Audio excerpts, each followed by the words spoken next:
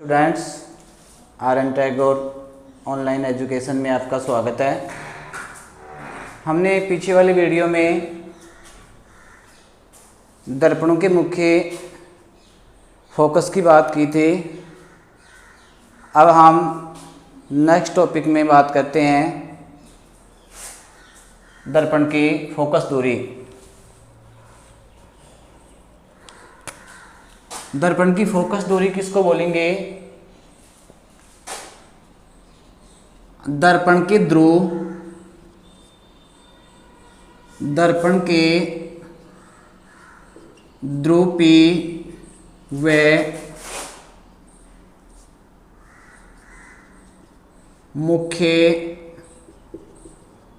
Focus F के बिंदुओं के मध्य दूरी को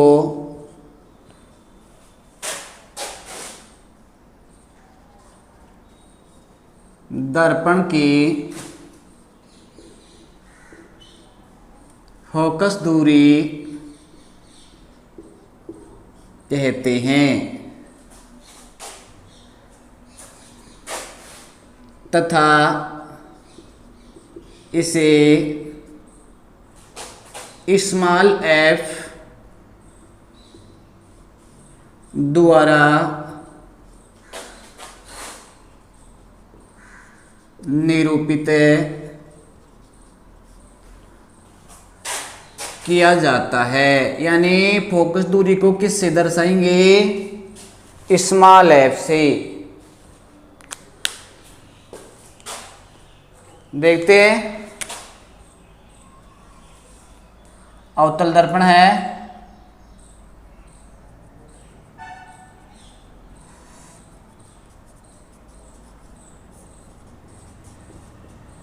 अवतल दर्पण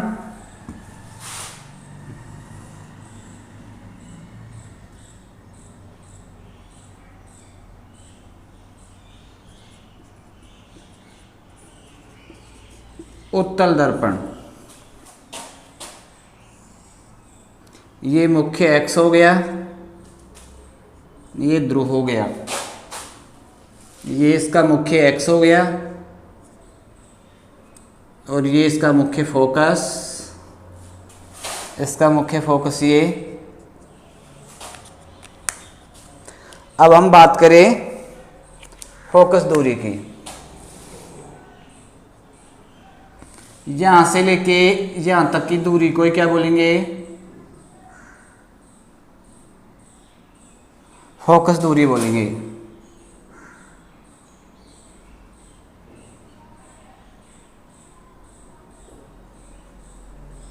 ये फोकस दूरी हो गई।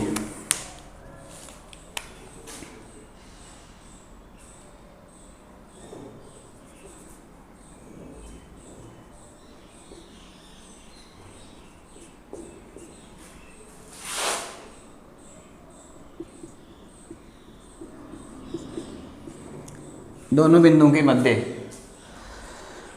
अब हम एक नोट लेते हैं और नोट भी क्या है कि अवतल की और उत्तल की दोनों की फोकस दूरियां देखते हैं।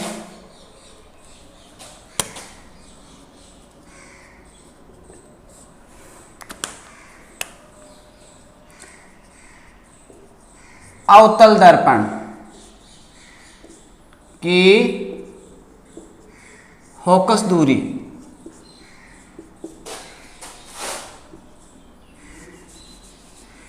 दर्पण के तो कौन से भाग में होगी? बाईं ओर होगी, बाईं ओर। और बाईं ओर होगी तो बाईं ओर की दूरी कैसी आती है?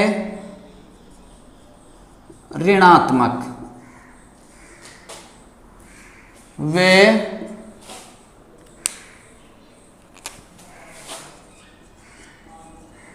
उत्तल दर्पण की फोकस दूरी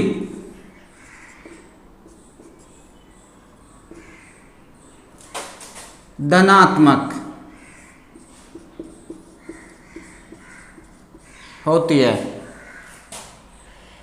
यानी इधर वाली दूरियां धनात्मक, ये दर्पण के दाईं ओर की दूरियां हैं, ये बाईं ओर की दूरियां हैं। मैथ में चलता है अपने एक्स एक्स और वाई एक्स।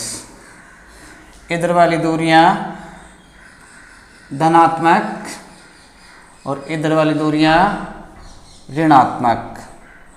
तो ये अवतल है,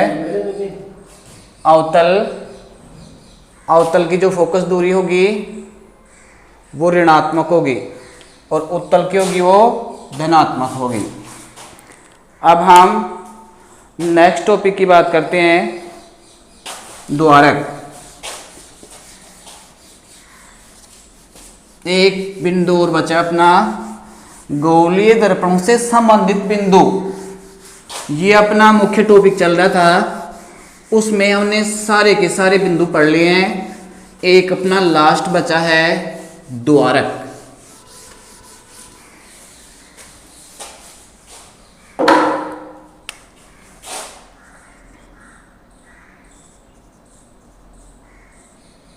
दर्पण का द्वारक, और द्वारक को दर्शाएंगे कैपिटल MN से। द्वारक किसको बोलेंगे?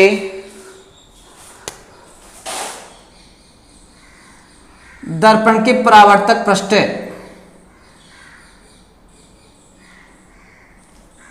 दर्पण के परावर्तक पृष्ठ की संपूर्ण जो सीमा होती है उसके व्यास को क्या कहते हैं? दर्पण का द्वारक कहते हैं।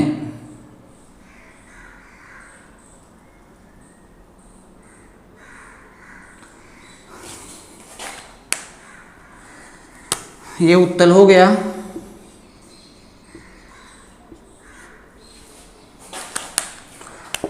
ये परावर्तक पृष्ठ है, इसकी संपूर्ण सीमा का व्यास ये हो गया। इसको क्या बोलेंगे? द्वारक बोलेंगे। और उत्तल में ये परावर्तक पृष्ठ है, इसकी संपूर्ण जो सीमा है उसका व्यास ये हो गया,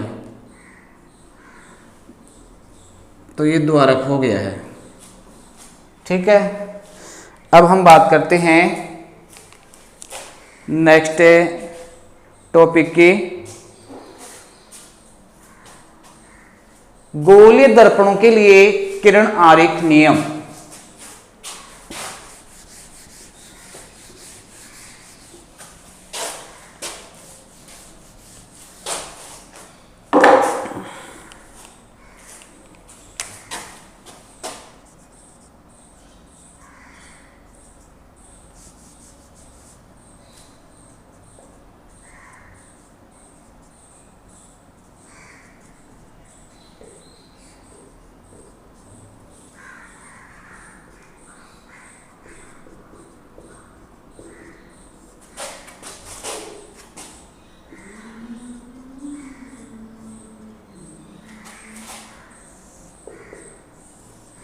गोलीय दर्पणों के लिए किरण आरेख नियम, और गोलीय दर्पणों के लिए किरण आरेख नियम 4 हैं।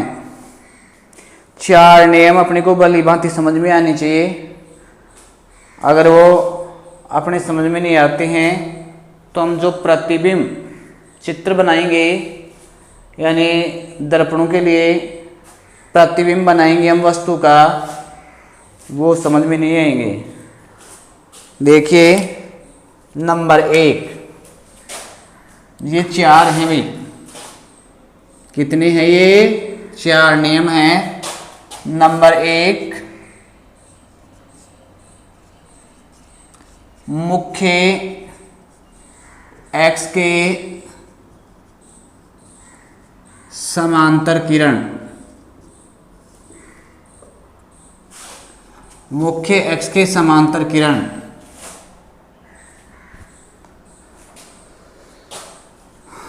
बात करें, दोनों ही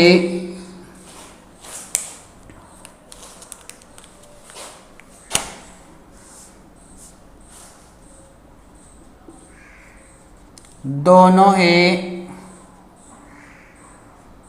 दर्पणों के मुख्य एक्स के समांतर आने वाली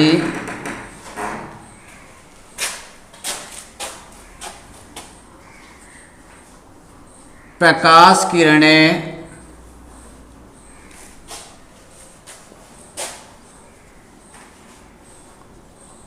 अवतल दर्पण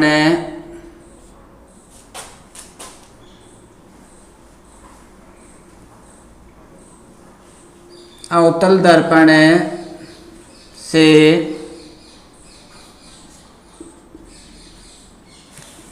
टकराने के बाद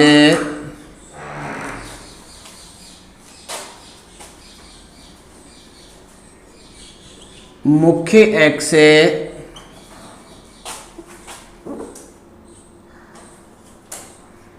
के मुख्य फोकस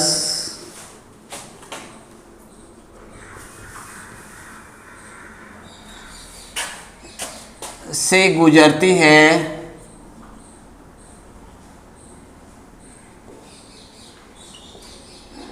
जबकि उत्तल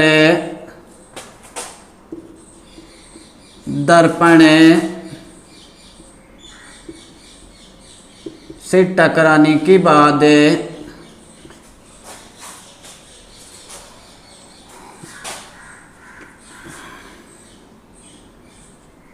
मुख्य फोकस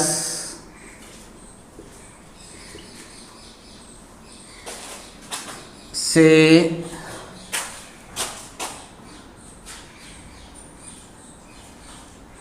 गुजरती हुई प्रतीत होती है। ऐसे रोक दिया आपने।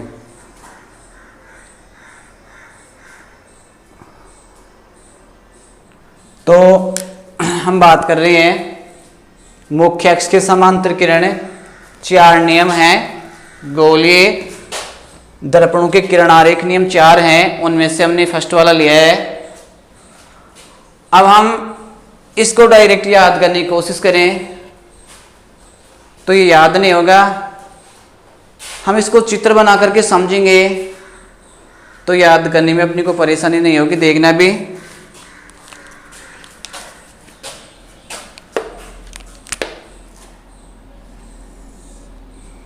ये दर्पण है अवतल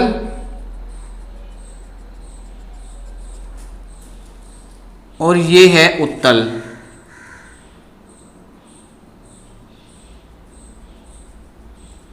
ठीक है, ये मुख्य अक्ष हो गया है, ये वक्रता केंद्र हो गया है, ये द्वारक हो गया है, ये ध्रुव हो गया है। इसी प्रकार से हम बात करें, ये वक्रता केंद्र हो गया है, ये मुख्य अक्ष हो गया है, ये ध्रुव और ये द्वारक।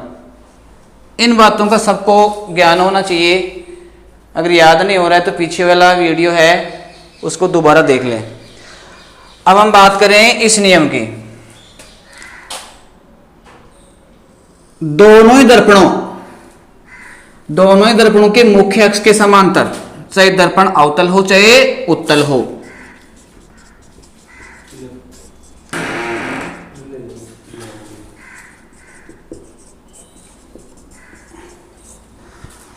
ये मुख्य अक्ष है, मुख्य अक्ष के समांतर किरण आ रही है और इसमें भी मुख्य अक्ष की समांतर किरण आ रही है। इसमें टकराने के बाद में मुख्य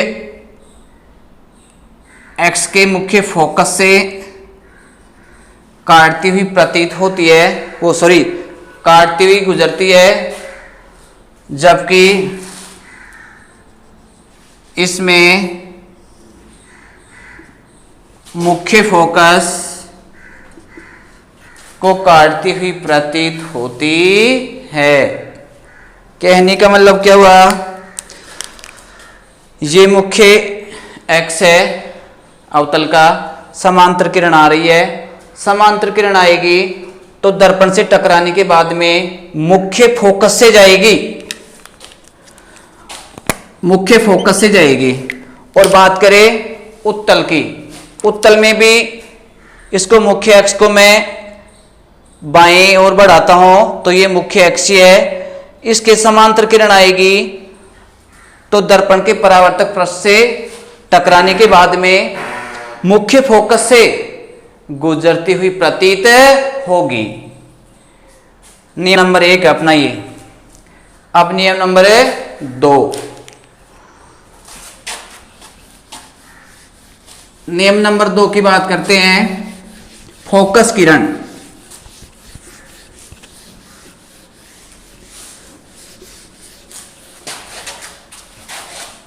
तो फोकस किरण की बात कर रहे थे।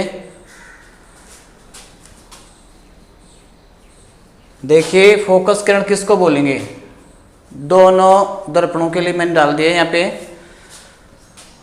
अवतल दर्पण के मुख्य फोकस से आने वाली तथा उत्तल दर्पण के मुख्य फोकस से आती हुई प्रतीत होने वाली प्रकाश किरणें दर्पण से टकराने के बाद या परावर्तन के बाद दोनों ही दर्पणों के मुख्य अक्ष के समांतर गुजरती है।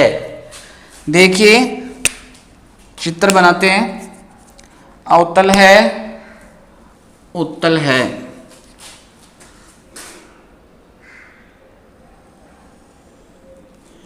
ये इसका द्वारक हो गया है, ये ध्रुव हो गया है, ये वक्रता केंद्र हो गया है। ये द्वारक, ये ध्रुव और ये वक्रता केंद्र।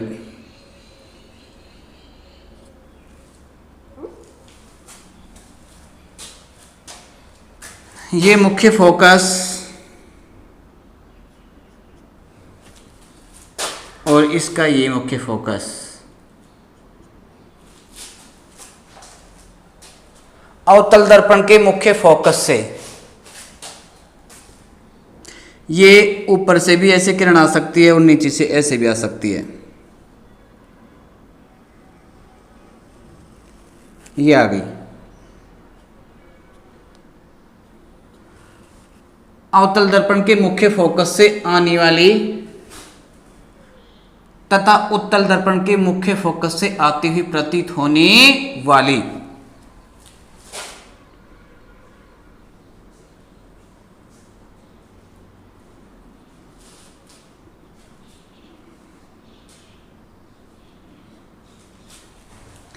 प्रकाश किरण दर्पण से टकराने के बाद दोनों ही दर्पणों के मुख्य अक्ष के समांतर गुजरती है। ये किरण फोकस से आएगी तो मुख्य अक्ष के समांतर जाएगी और ये मुख्य फोकस से आती हुई प्रतीत होगी तो मुख्य फोकस के समांतर मुख्य अक्ष के समांतर जाएगी। तो नियम नंबर 2 हो गया अपना। फोकस किरण ये अवतल है, ये उत्तल है। अवतल में मुख्य फोकस से आती है और मुख्य अक्ष के समांतर जाती है। उत्तल में मुख्य फोकस से आती हुई प्रतीत होती है, डॉट डॉट का अर्थ है प्रतीत हो रही है। मुख्य फोकस से आती हुई प्रतीत होती है और दर्पण से टकराने के बाद में मुख्य अक्ष के समांतर जाती है। अब हम नियम नंबर जो 3 है वो नेक्स्ट वीडियो में देखेंगे। चैनल को सब्सक्राइब करें, लाइक बटन ज़रूर दबाएं। Thank you.